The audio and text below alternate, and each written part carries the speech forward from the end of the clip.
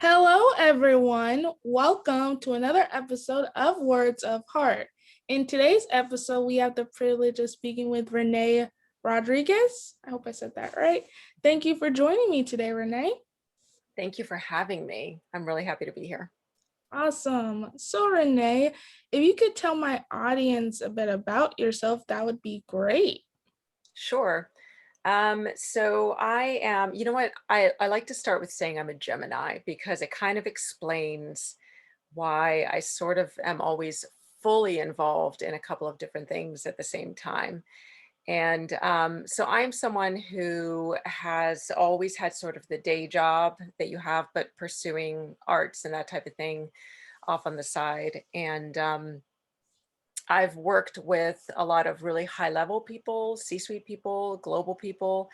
Um, I worked at a company where there were a lot of celebrities and powerful people around. So um, I've been in roles where I've had like really high level positions where you have to really be in charge, right? And then on the side, I ran a theater company. And in that way, worked with a lot of well known people as well. So I've always been someone who's found my way to leadership and high level things quite easily.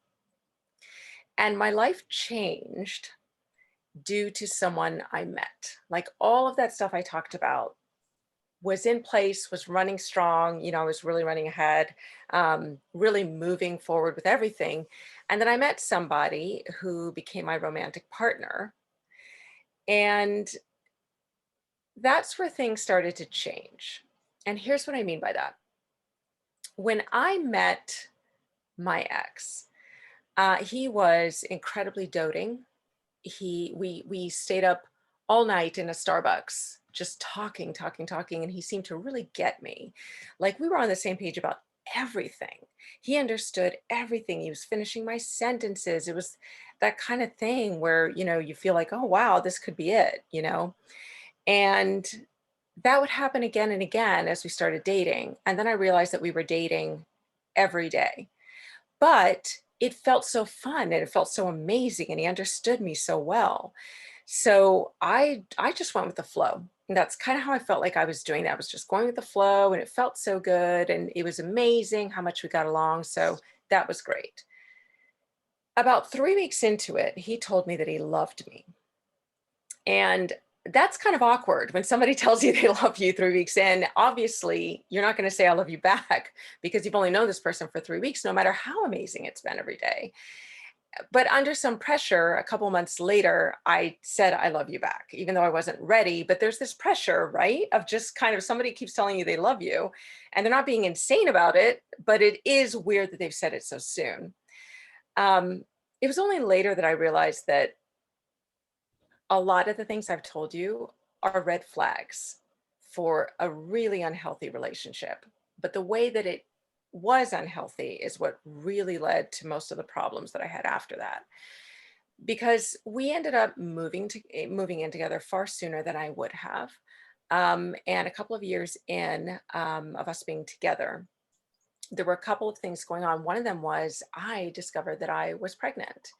And that was, great. That was great news, or so I thought. The other piece of it is that there were some things that were starting to come out that didn't feel so good. Um, like he was really quick to be offended by people bumping into him on the subway. It's the subway, right? So that happens all the time. It becomes something you're used to. And then he started to get picky and controlling. And it was kind of like, you don't need to go see a play with your friends. That's what I'm here for. Right. Or I would say, I want to call my family to see if they'll help me out with this. Well, you don't need them. That's what I'm here for. And I did rely on him enough, but he wanted me to rely on him for everything. Absolutely everything. Like it was just me and him. We were a team. That was it. We didn't need anybody else. Add to that the fact that he had a particular way of living that was, and I don't want to give away too much about him, but he had a particular way of eating. And if you didn't follow exactly the way of eating, which was more restrictive than you can ever imagine, then you were stupid. You were causing your own illnesses. to a point where if I had a headache or I remember one day I felt something, a bump on my head, a very tiny bump. And I said, do you see that? What is that?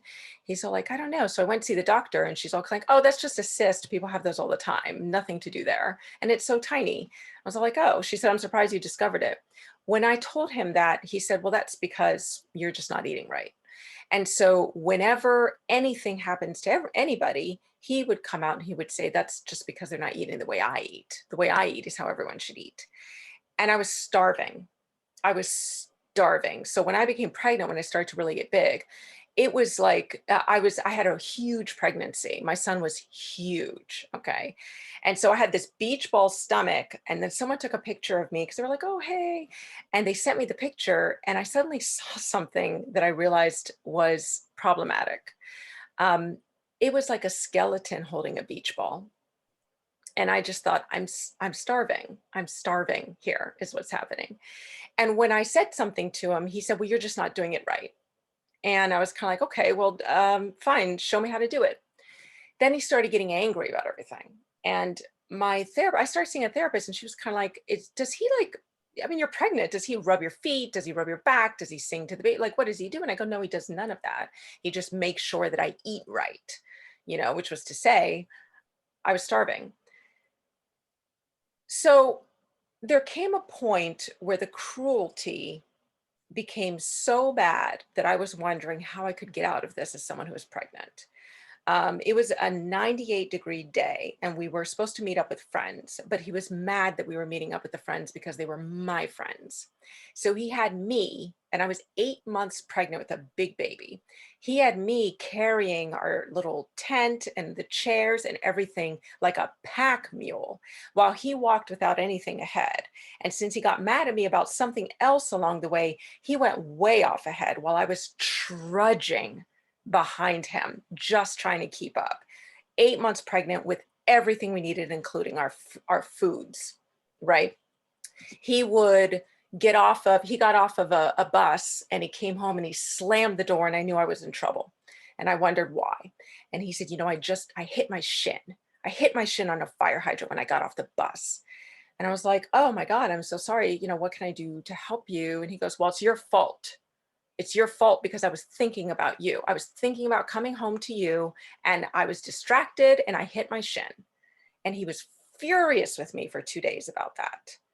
Then there was the time that he came home and he slammed the door and he was furious because he'd lost his folder. And I was like, oh, well, maybe we can go back and find it. He goes, it's gone, and it's all your fault. It's your fault because of remembering something that you had said the other day. And this type of stuff would happen constantly so that I was walking on eggshells. So a friend came up to me and she's kind of like, I said, I don't know what to do. There's this, that, and the other thing. And he wanted an abortion. He wouldn't talk to me for 4 days unless I had an abortion. And now he won't let the midwife be alone with me. And she said, Renee, I think you're being mentally abused. And I said, I don't know what that is. Right. And how could somebody who works with CEOs and celebrities and world-renowned people and run companies and run strategy be mentally abused? How could a strong person be abused? That's not me, right? So I asked my therapist, I said, hey, you've been with me for 9 months. My friend thinks I'm being mentally abused. Do you? And she said, yes. And I said, my God, why haven't you said something to me? She said, because you can't say something to somebody who's being emotionally abused because they will continue to defend the person who is abusing them because that's how far they're stuck in the abuse. And she said, what I was doing, though, that led you to be able to hear your friend and probably led your friend to realize she could say it to you, was to get you to start using your voice and realizing that the stuff he was saying to you was gaslighting, that none of it was really very real. You're not sick because you don't eat only what he thinks you should eat, which really amounts to, I say without exaggeration, 12 items. And I was like, I don't know what to do with this. So she kind of helped me through it. I had the baby. The pregnancy was unbelievable because at one point, at the beginning, I said, you know what, I think I might be in labor.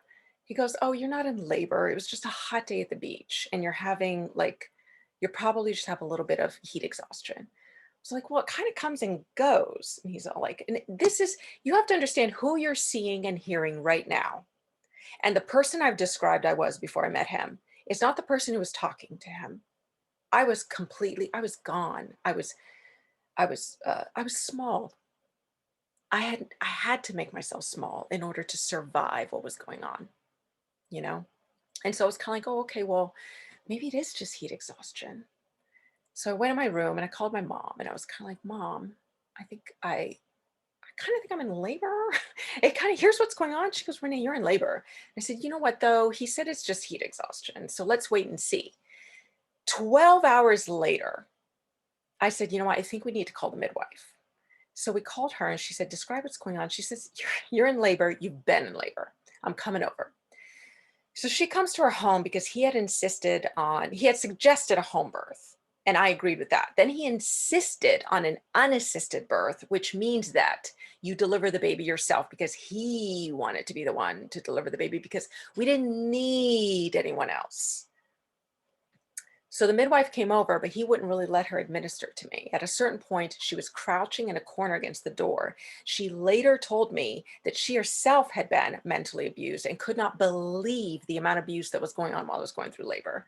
At one point, I was in so much like discomfort. I can't quite call it pain, but it was such deep discomfort during a contraction that I said, oh God. And he goes, don't say that.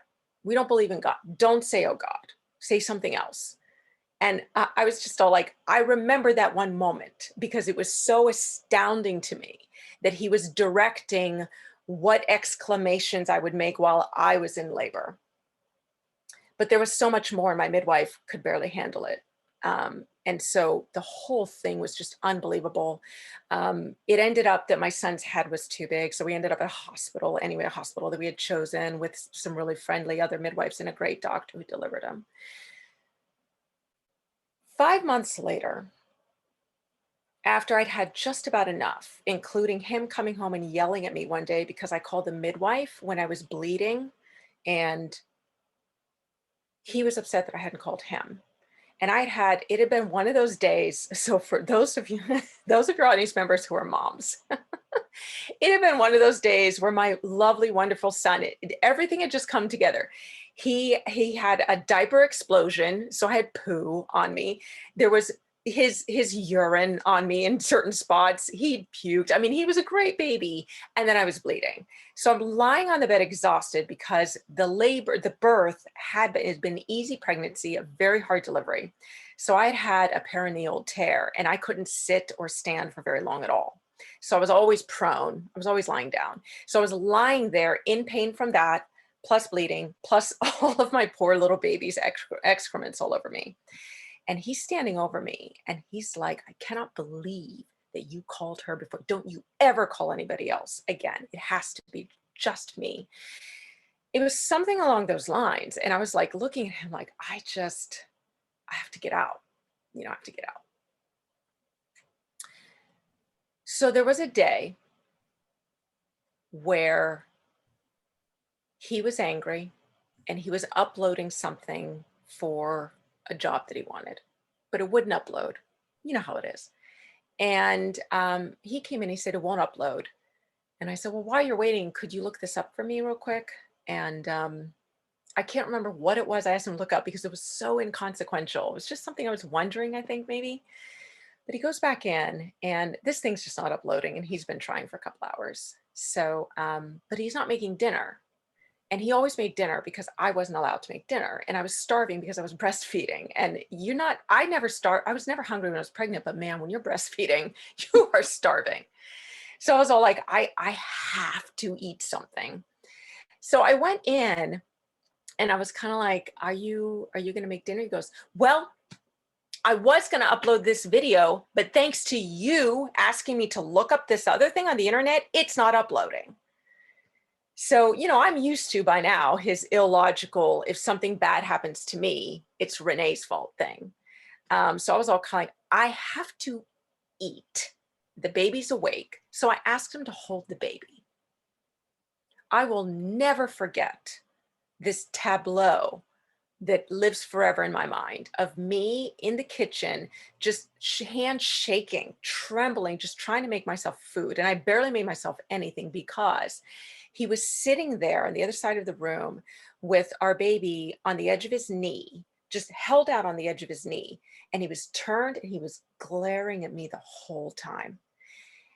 And of course, the baby can, so the baby, our son, just starts to cry a little. He didn't respond at all. I don't know if he just didn't hear the baby or didn't care. All he was focused on was giving me the most murderous look he could give me. And my hands are trembling and I'm just trying to make myself some food without cutting myself. I just made something. I barely made anything, just enough to get through, and then came and swooped, grabbed my son and went into the other room. Then I emailed my friend and I said, so you think I'm mentally abused? I'm leaving tomorrow. And she goes, okay, what can I do? And I said, he works at this time. I think that's when I need to go. I don't think I can handle talking to him about it. And that felt wrong to me. So the next day when she came over and he was at work, I said, let me just call the DV hotline because my therapist suggested it and I don't know. So I called the DV hotline and I said, this is going to sound crazy. And I don't know, I don't think you guys are the ones to help me because I haven't been hit. I haven't been pushed. I haven't been grabbed. He has gotten like louder and he's starting to slam things a little. And she's all like, okay, back up. Can you explain some of the things he's saying to you then? So I told her some of the things he was saying and she started finishing my sentences for me. And she goes, so you're suffering psychological and emotional and mental abuse. And I said, okay, so how do I tell him I'm leaving? She goes, based on what you're telling me, I think you just need to get out before he gets home. And I started arguing with her. I started saying, well, I don't think he's going to hurt me. And she said, listen, Renee, trust me, just go. And so I was all kind of like, well, she knows what she's doing. And she was finishing my sentences, right? And here's my friend. So it was at the middle of a snowstorm. There was like 3 feet of snow and I'm trudging through there I just walked off with 2 bags. 1.5 of them were filled with stuff for my son. And then I grabbed a little bit of something for me and just went to my friend's house and stayed there. And various friends held me for the next 3 weeks, All of this led to a custody battle.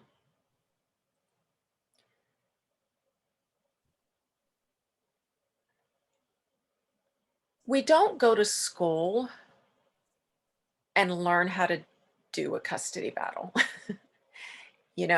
um, because we don't want this to happen, right? And listen, I know, so 91% of separating couples, they don't end up in court. They negotiate with themselves, just between themselves, or they go and get lawyers and, they arbitrate, whatever it might be.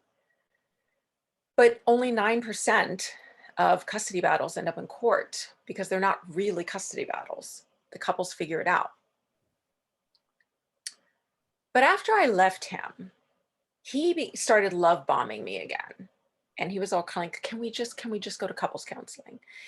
And, I'm a good Puerto Rican Catholic girl. And I'm all kind of like, family, family, family. Maybe I should give him a chance.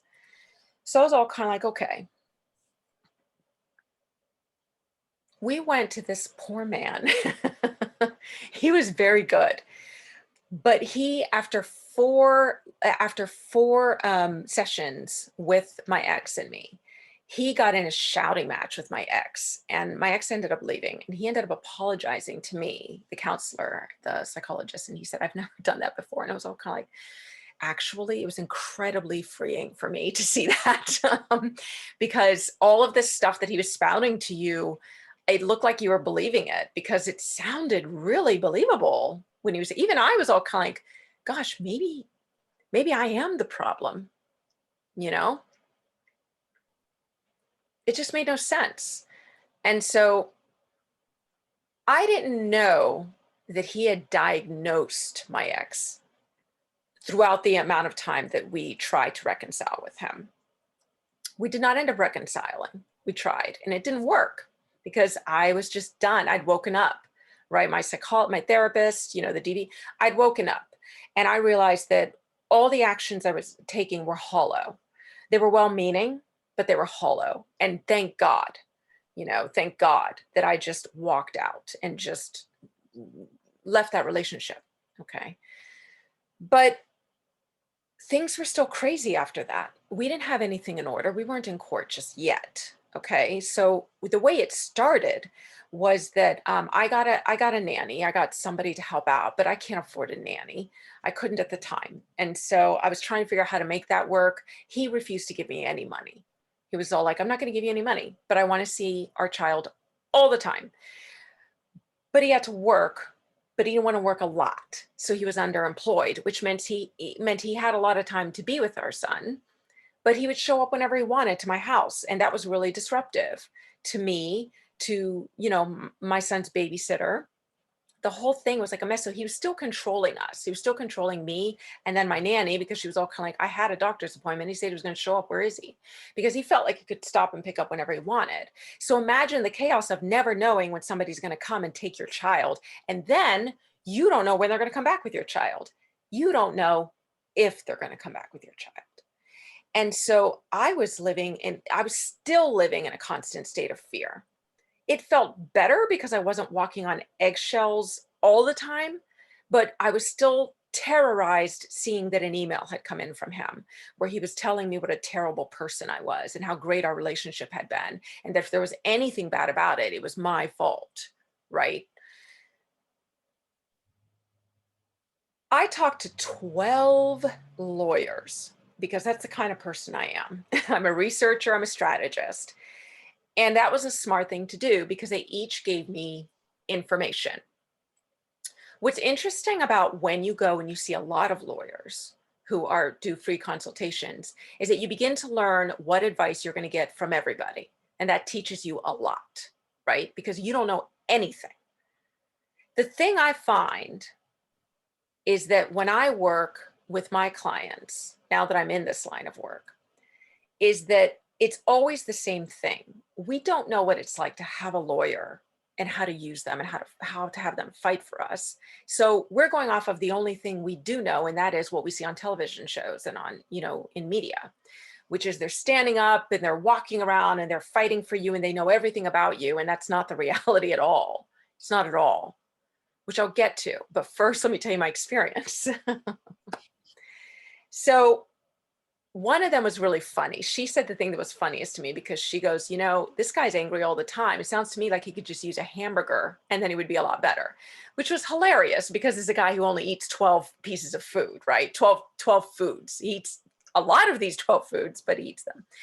So I finally ended up picking a lawyer, but it was after taking the advice of these 12 lawyers who said, here's the interesting thing. We completely believe you, but you don't have any evidence. And I was all kind of like, well, how do I get evidence? And so they gave me some ideas of how to get evidence. And I was all kind of like, okay, all right, I'll do that.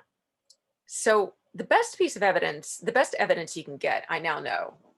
There are a lot of great pieces of evidence, but if you have nothing, then email is your gold, but you're waiting for the right email. And that's what I was doing.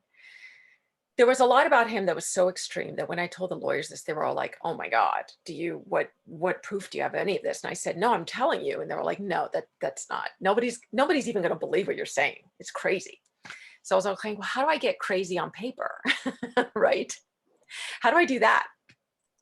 So there was one day where he had come over and he said, he was there. I let him into my home at that point and he was playing with our son. And I tentatively started the topic of we should start feeding our son more food. And so I said, listen, so I fed him some broccoli. And he goes, you did what? And I was all like, well, broccoli's healthy. Broccoli's healthy. Broccoli's healthy. And he's all kind of like, I can't believe it. And he just went off on me because nothing's as healthy as these 12 foods that he eats. And so he had a look in his eye that I had never seen even when I was with him. And it scared me. And I was glad that he was across the room. But the great thing about it was that he went home and he wrote me the longest email of just pure insanity. And by some pure dumb luck, he included little bits of every piece of his insane philosophies. Like everything that I'd started to buy into, every piece of the cult-like ideals, where I was all kind of like, that does make sense. I'm going to try that. That makes sense too. Kind of weird, but I can see where he's going with this because he sounds so good, right? It was all on paper. And he just wrote, like, you could scroll this email. And I was all like, I am still scrolling. This is magnificent. Once I had that, I went and I found myself the lawyer that I went with. And when he saw that, he's all like, you got to get control of your life. And I was all like, thank you. Because this man stops by whenever he wants and demands our child and says, you have to let me see him. So I had my lawyer. We started gathering a bunch more evidence. Now that I had that, everything else became supplemental. But I knew it wasn't enough. And here's what's interesting about that, is that I'm a strategist. I'm a researcher, and I'm a teacher. And all of these things needed to come together into something, but I couldn't figure out what. And I knew that I was applying myself to the case, but there was a piece I was missing and I didn't know how to access it. Well, while I was looking up things, I discovered something called narcissistic personality disorder. And what was interesting about that was that when I was trying to recover from the mental abuse, I could only get so far. Like, you can look up mental abuse and psychological abuse, and you can get some really good resources and read some good books and get your therapist to help you. But I was still feeling terribly afraid and sad and confused about what was real and what wasn't. Is broccoli healthy? Maybe it is unhealthy, right? I didn't even know anymore what was real and what wasn't. It's unbelievable to be in that state where you don't know if the sky is blue and the grass is green, because you might be wrong. Somebody might know better than you, right? And so while I was going on to a Facebook group for mental abuse, something like that, somebody mentioned Melanie Tonia Evans. And I started looking her up, and she used the term narcissistic personality disorder. And since that was new to me, I was like, what is that? And so she said, here's a test to see if your partner is a narcissist. I took that test and I was all like, holy crap. So I got on her mailing list and I was all like, this is it. This is absolutely it. And she had a course that I was like, I'm not going to take a course. I'm not going to get in a program. That's ridiculous. I can help myself.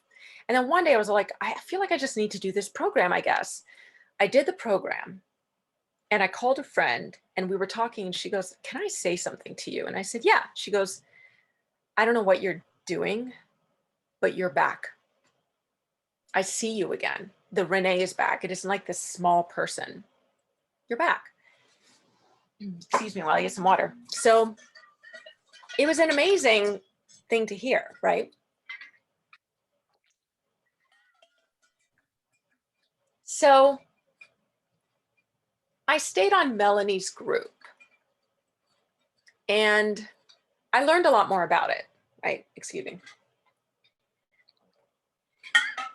While I was in her group, while I was doing that thing, somebody mentioned the name of a woman, Tina Swithin, who turns out to be the head of One Mom's Battle. I got in touch with Tina, and it turns out she does coaching. And I said, I'd like you to coach me. I will tell you right now, the single smartest thing I did for my case was to get a custody coach. Tina changed the trajectory of my case because I could tell going into it that in spite of the proof I had, my ex, he looks great. He sounds soft-spoken and amazing. He's a yoga guru. He meditates. He does a lot of amazing things. And that was what attracted me to him. He sounds smart. He looks smart. There's no way anybody's not going to believe what this man says. And I could see that in spite of the proof I had, I needed something else and I couldn't quite figure out what it was because he was already charming the court professionals. Tina helped me figure out how to look at my evidence in a way where I could present it so that they would see what the truth was. She went through and advised me and coached me on all of it. And it completely changed the way I was even interacting with my lawyer. Now I knew how to partner with my lawyer. And there came a point where there's a point in every custody battle, if it goes far enough, where you'll get what's called a forensics evaluation, a custody evaluation, whatever it might be called in, anybody's jurisdiction. And when I was going through it, she goes, so this is probably one of my weaker areas. There are people who just do this, who coach just this. Do you want to go to one of them? I said, do you think I should? She goes, well, you actually have, interestingly enough, like you have this analytical piece to you and you're so strategic. Let's see first before I send you to them. So I went back and I said, okay, well, what is a custody evaluation? She explained it to me and I said, okay, I think I got this. I'll come back to you. During our next session, I showed her what I'd put together to show the evaluator. And Tina said, oh my God, I've never seen anything like this. And I was all like, oh my God, is it bad? Am I way off base? She goes, no, I cannot believe how clearly you've laid this out. This is unbelievable. This is absolutely what you need. You have really made it so obvious what the truth is with proof, so that it's not, you practically don't even have to tell her because all she needs is what you have laid out here. So I said, great. So the custody evaluator did indeed put out a report that gave me the recommendations that I wanted for the custody battle. And then we ended up settling. And it was because of that report that I was able to settle and get the custody arrangement that I knew was best for our family, right? The reason I tell you my story this way, Dion, is that all of this led me to become a custody coach. Because, you come out of these situations and you regain something in your life, right? You're okay, like you lose something when you've been in an abusive relationship. There's a lot you lose. You lose pieces of yourself, and that's the biggest thing. You lose just your own feeling of security and safety. But you know what else you lose? This guy brought down my theater company. Everybody abandoned it because I brought him into it because he thought it would be a great idea. And he started chasing everybody out. I walked in with the biggest amount in my savings account I'd ever had in my entire life that took me forever to save because I wasn't a big money maker, By the end of the relationship, I was not only at zero, I was in debt because of the financial abuse I didn't even realize was there. But I was paying for everything and I was persuaded to get an apartment. And since I was making more than he was, he wanted to break it down by percentage, a whole bunch of very logical reasons to break me financially. I walked in with a lot of close friends. I walked out having lost touch with a lot of those friends and had to work to regain them. You lose a lot when you're in an abusive relationship. I'm glad I left before it became physically abusive, but I still have days where like I've told you barely anything of what the abuse was like. But the reason I told you about the reason you're sick is because you ate badly is because that one I still can't get rid of. Like if I don't feel well, I blame myself entirely. I'm not disputing that there isn't a relationship between healthy eating, right, and health. But that's what he was capitalizing on. That's how he got into his abuse. That's how they do it. They take a piece of logic, something that everybody knows to be true, and they turn it into this whole big controlling thing. And that is one thing I'm still having a hard time with. One of the first things I did when I left him and got my own place with my son was I was walking along and I was like, oh, I better go get one of these 12 items to eat. And then I was all like, wait a minute. Walked into this bodega, picked out a Reese's peanut butter cup, paid for that baby, walked out the door, opened it up, and snarfled it down. I was just all like, I'm having a Reese's peanut butter cup, baby. That's how bad the abuse was. And that's how amazingly freeing it was, right? But there's no denying that it's still difficult for me. Most of it I've rejected. I understand that I cannot so be in somebody's mind that they will stub their toe or hit their shin or lose whatever they might want to lose, right? I understand a lot of what's obvious, but when there's something that's systematically put in you every day, and it's based on what you did have an initial belief around, then it is hard to let go of those types of things. So I became a custody coach because Tina was like, "You got to share this. This is gonna change people's cases." And I was all kind of like, she goes, "You got to be a coach. You got to switch the coaching you're doing," because I had been a performance coach for 20 years, frustratingly to a point where everybody else was getting these film deals and working on Law and Order and on Broadway. And I, who had been an actor, just couldn't. So I was clearly one of those people who, but I loved it. I loved teaching so much more than acting. So I guess it worked. But it was successful. And I was all like, why would I want to stop coaching that? But that's the interesting thing about my story is that I was all like, I want to do something more impactful. And there are lots of great acting coaches out there. There are really hardly any good custody coaches out there. There are really hardly any custody coaches out there. And now that I understand the power, custody battles are not something to fool around with. And before I alluded to, you think you know what your lawyer is there for. Your lawyer is just there to represent you in court. And now that I'm a custody coach, I can't tell you how many clients, when they first come to me and we're talking, I'm seeing if I can help them. And one of the questions I ask them is, um, what's your lawyer strategy? They don't know. And so it's kind of like, okay, maybe you just don't know, but it's there. So I'm going to ask you a few more questions, and you give me the answers, and I'll tell you what your lawyer strategy is. There isn't one, no matter how hard we talk back and forth and that type of thing. So you think your lawyer is going to give you going to have a strategy. You think your lawyer is going to tell you what you need to do, but plenty of my clients come to me after they've lost what they wanted, whether it's because they ended up with 50-50 custody when they wanted full custody, or whether they completely lost their kids. So for the ones that are at the beginning of their custody battle, that's one thing. For the ones that are in the middle, they come to me and they're kind of like, I don't know what happened. And I can say to them, these are the things you need to have in place. Did you have those? It's kind of like, no, because their lawyer just basically wasn't even asking them for the right things.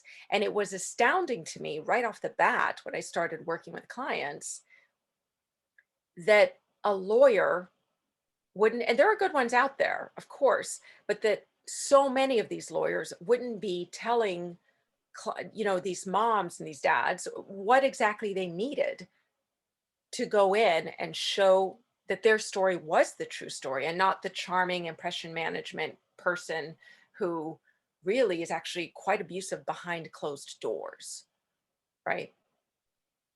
So I told Tina, let me get through my own case first. But the blueprint was getting out. Everyone wanted the blueprint. And it was kind of like, okay, you know what? I'm going to make that shift. I made that shift. I started working with clients. I started realizing that the blueprint needed to go even beyond sort of the evaluator's blueprint, but that a blueprint was needed for the entire custody case because people were messing up and making mistakes that were hurting them before they even got to the evaluator. And I realized I can help a lot with the evaluator, but be a lot easier if people got it from the start. And that's how I created my blueprint. So with, so many years of being of working as a strategist, as an administrator, and in such high levels and working with great, amazing, people, amazing strategists and amazing negotiators, I realized that the strategist, the teacher, and the researcher equals a coach for custody. And I've been through it, and I've been up against a high conflict personality. And I know that you can come out the other end and be okay and get the custody arrangement that you want. And I know that it's not going to be right away, but that there will even come a point where, y'all can be civil to each other because, my ex and I have reached that point, right? That's not to say that we look like the couple who amicably we're all kind of like, well, we're not going to be able to make it. Let's be friends. What should we do that's best for the kids? When you're dealing with somebody who has a high conflict personality disorder, they're always going to disagree with what you think is best for the kids. And it can be a battle, especially when somebody believes that human beings should only be eating these foods. You know what I'm saying? So,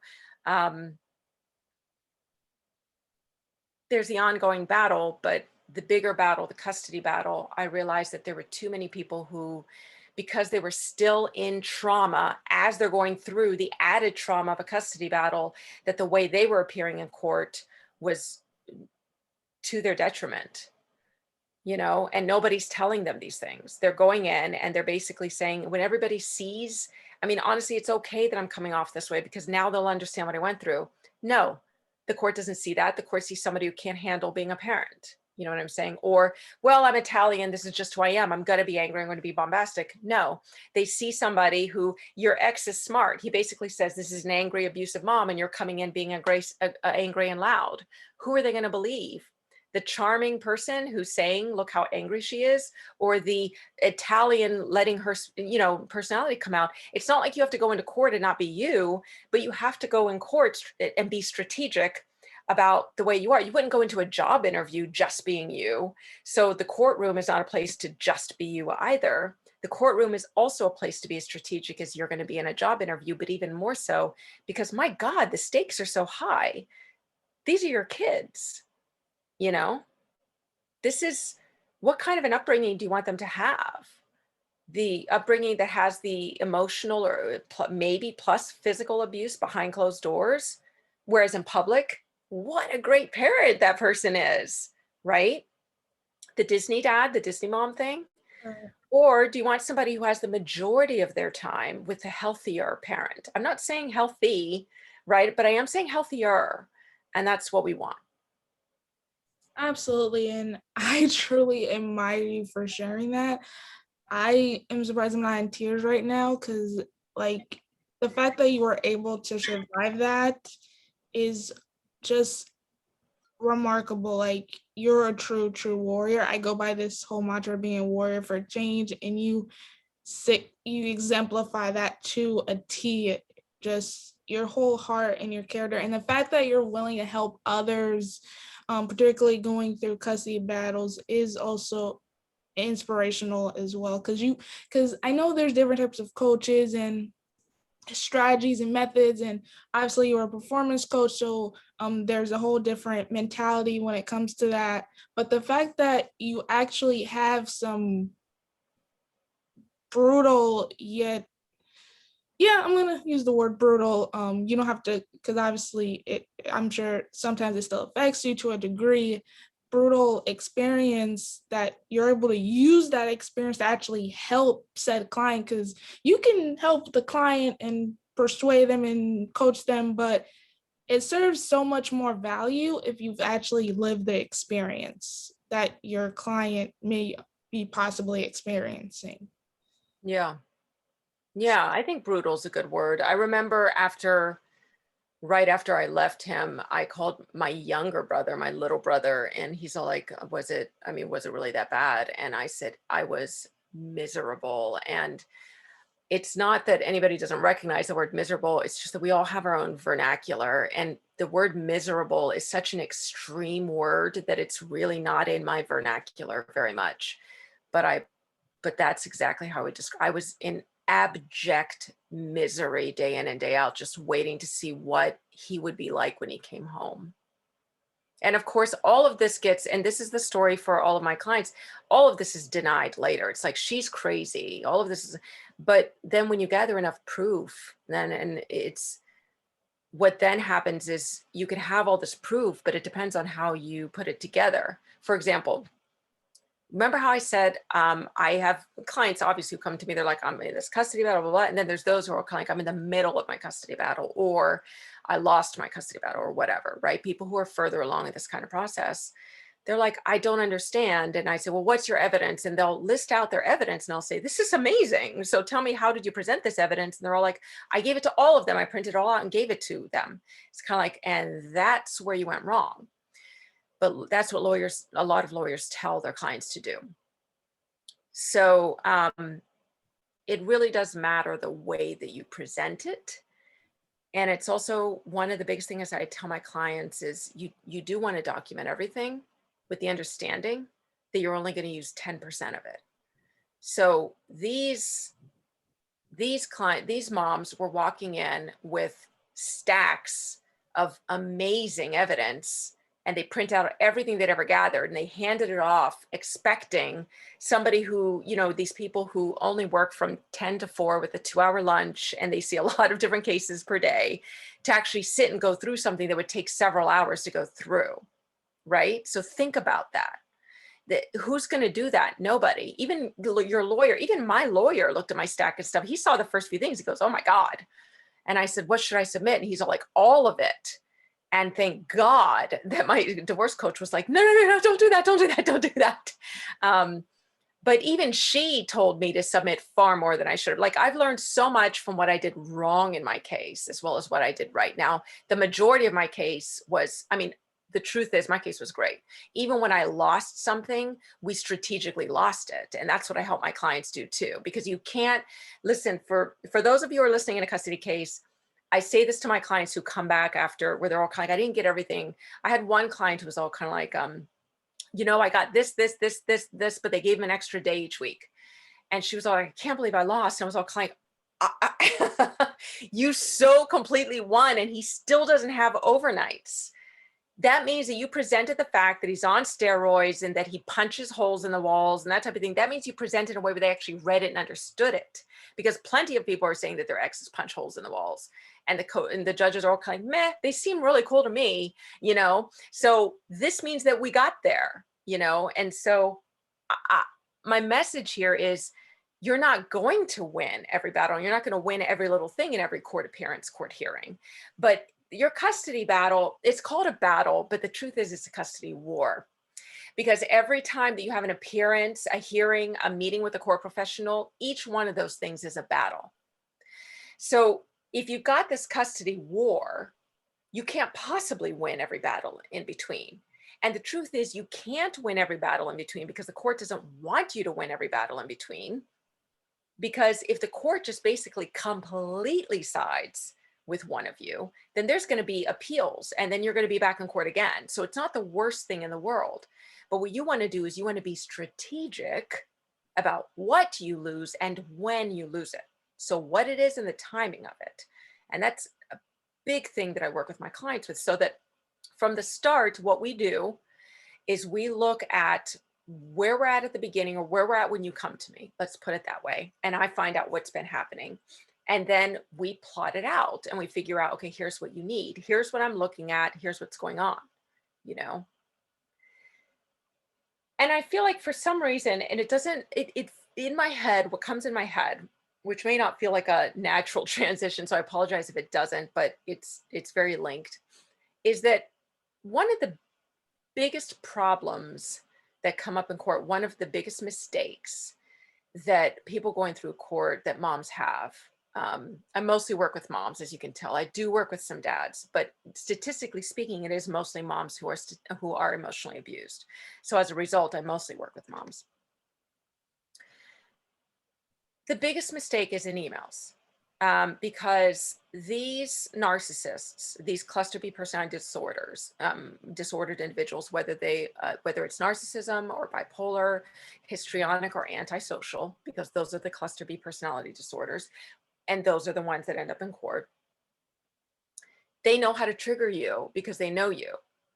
They studied you in order to make you believe that they were this person you could marry or have a child with, right? Remember, the thing I say very often to clients is, because they're down on themselves, how could I have fallen for somebody who's like this? And everybody's looking at me like, there's no way that person is like that, or you wouldn't have married them. No, there is. The person you leave is not the person you married, right? So the person you married, you're not going to marry somebody who you're going to end up leaving in that way, right? So this person knows you well enough to have gotten you fooled into believing they were who they were. So they are good at triggering you. And so a lot of the emails I see going back and forth between, with my clients, they're making the two biggest mistakes. There are a lot of mistakes that are made over email, but the two biggest ones that we work on. The first is when you're triggered, like I said. And so you'll come back and you're doing name calling, you're being rude, you're being, it's not good. You know what I'm saying? It's like a little mini Jerry Springer show on paper. The other reason, the other way that people make the mistake of creating evidence against themselves is just in the fact that they don't craft it in a way where you're showing yourself or they're showing themselves as the healthier parent, right? So it seems like those two are the same thing. They're not, because on the one hand, it's kind of like you were just a mess. The other one is you're not a mess, you know you're not being a mess, and yet you're still making mistakes. And the mistakes are you're giving them too much information, or you're holding back information you need to, or you're visibly fighting with them, even if it's just, middle class arguing, you're still doing it. You're sounding too casual. You're not keeping a distance. There's no boundaries. These things appear in court, and just there's a variety of ways that makes you look like you're not the healthier parent. So interestingly enough, just the emails you're writing back and forth could be messing up your case.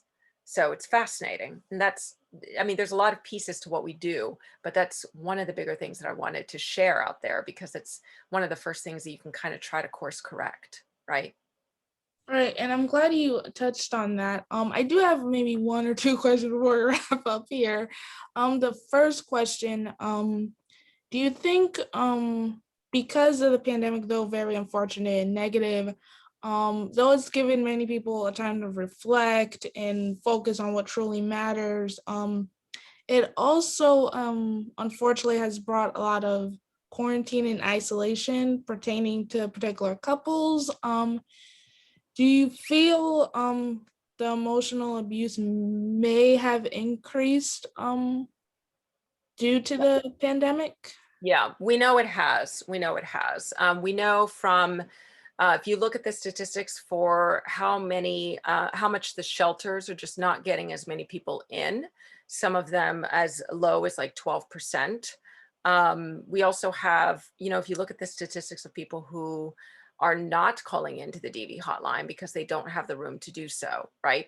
So we know we have very clear insight into what effect it has in terms of stifling the safety measures that moms can take, or dads, but that anyone who's being abused can take, right?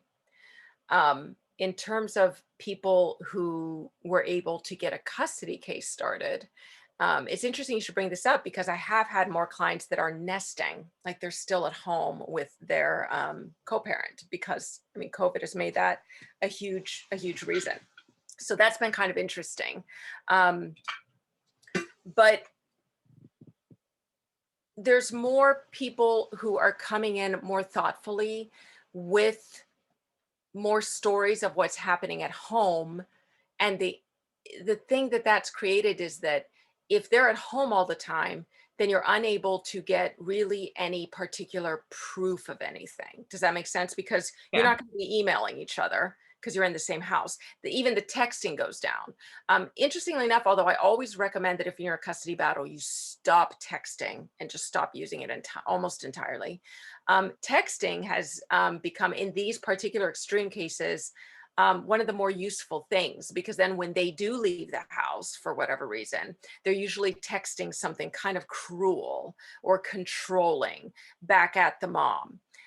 So that's useful, but texts are probably, they're definitely great evidence, but they're not the strongest evidence, almost no matter what's in them.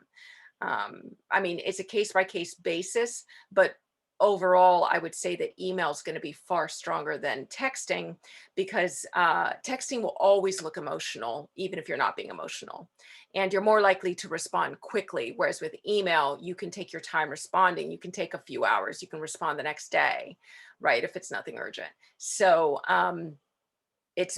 email is just a safer place to communicate, and it's also just a better way to communicate because the court can more clearly see what the issues are through the threads. But that's been taken away from a lot of people who are stuck at home with their abusers. So the control is just constant. Think of it this way: when your abuser leaves the house, whether you're there or not, it still gives you a break. It still gives you some sense of freedom, some sense that you can go there and you know that they're at work, or that you are there while they're at work, right? Right. I'm really glad you shared your perspective on because and just from the previous interviews I've done, I know some people have truly been affected by this to some degree, and I'm sure it has not been easy on any type of relationship whatsoever. So that could bring a sense of fear because of the close proximity and having to be around them all the time and bring just a bunch of cans of worms because of um, the limitations one has to be outside right now. Right. Right. There's no place for them to go to be safe. Yeah. Right. So I do have an icebreaker question to wrap things up. I'm so enjoying this conversation. I'm surprised I'm not in tears. But I truly admire you and your work and the fact that, as I stated earlier, you are indeed a warrior. There's no other better classification to who you are and your spirit and your strength. And I truly commend you for using your compassionate heart and your journey to help others through the exact same thing. That's a really awesome thing for you to say, and to even spend this time with me has been really something. I want to say that you've used the word warrior twice, and the program that I've created where um, moms can come in and get the entire blueprint and work with me for their case is actually called the Custody Warriors Blueprint Program, because I believe that in order for you to win your custody case, you have to find your noble warrior, and that you're not out to annihilate or destroy your ex, but that you are out there to protect your children and get control of your world, and your life and your dreams again. And so it's called the Custody Warriors Program because of that. So I love that you see that warrior going on and why I chose that name. Yes, I've been going through that same mantra myself. Just to give you a little insight before we get to our fun icebreaker question, I got diagnosed with diabetes a year ago at the start of the pandemic. Being diagnosed with any health condition during this unfortunate season was something none of us wants to experience, especially me. But in spite of that drastic health change, I saw it as God's way of giving my life more purpose, because if it hadn't occurred, as hard as it is for people to process this, I could have died. You mentioned being a skeleton during your story, which was really heartbreaking for me to hear, but that I was also, it's in no way in comparison to yours, by no means, but the skeletal description you gave, I experienced that particular description because I literally was a skeleton. So I understand the whole warrior mentality in spite of one's circumstances. And so I'm glad we can connect as far as the warrior like spirit. On a warrior like icebreaker question, I guess in a way it is pertaining to our conversation in a way as far as warriors and skills. If you could have any superpower that's not flying or teleporting, many people pick teleporting because they're traveling, or they can't pick flying, but it's the exact same thing. So if you could have any superpower that's not flying or teleporting, what would it be? And feel free to have some fun with it. Oh gosh, now I feel boring. And it's funny, what a surprise. I think, I did not expect that question. So I didn't know what to expect. So I guess the first thing that came into my mind was not flying or teleporting. I didn't know what was going to my mind, but I guess it's so funny because we're talking about warriors, but it's actually strength, super strength, like Wonder Woman level strength, because I have these amazingly strong legs, and my upper body, like my arms are just, I don't know, even when I do yoga and have like some guns, those guns are not loaded, my friend. I cannot lift a lot. Strength. I'm going to go with super strength. I'm sorry it isn't more imaginative than that, but No, when I it's think of the things I fine. could do. No, it's fine. Many people answer this question differently, which makes it so fun, and why I love making it like a signature staple, because I love hearing people's I love answers it. and perspectives in regards to this question. My power, it's not exactly a power yet, but I feel like it would be one in the future, would be the power for this podcast to be heard across other galaxies that have yet to be discovered. So it's not even discovered. It's not even in NASA's database yet. And yet they're listening to the podcast right now.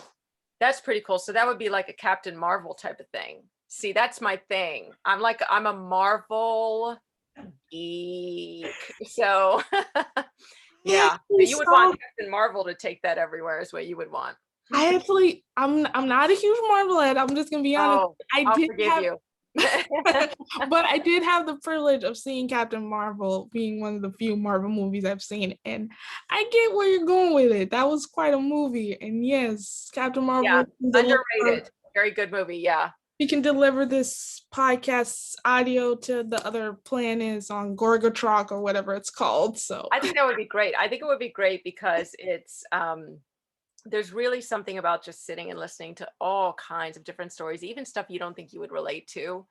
It really always speaks to your heart, so absolutely, and that's what makes my podcast so special. It's literally speaking from the heart, and we can speak from the heart all day long. Indeed. But we're at the end of this awesome conversation. Do you have any social plugins for my audience, Renee, before we wrap up? Yes, I do. Yeah. For anybody who needs help or wants to send somebody they know and love and even suspect might be in this situation, because a lot of times you think nothing much is wrong because that's how it works. I have a Facebook group that's called Custody Empowerment. And this is the kind of Facebook group where you don't come on and complain about or try to find help with narcissism. It really is for help in a custody battle against a high conflict co-parent. And so I'm on there from time to time, and I send all kinds of relevant information about what's going on and what's best for your case. So that's a really great place to go. And my website, if you'd rather go there, is custodycorner.com. Not a www, just custodycorner.com. Awesome. Thank you, Renee, for sharing your story and using it to help others. It truly resonated with me, and I'm sure everyone who's going to listen to this episode. Thank you so much for allowing me to tell my story and reach your people. Yay, all of the audience member peeps out there. Happiness. Yes, absolutely. To all my listeners, stay healthy, stay safe. Please reach out and speak up. There are people who want to help you and care about you. Please seek the necessary resources to get help. And until next time, bye.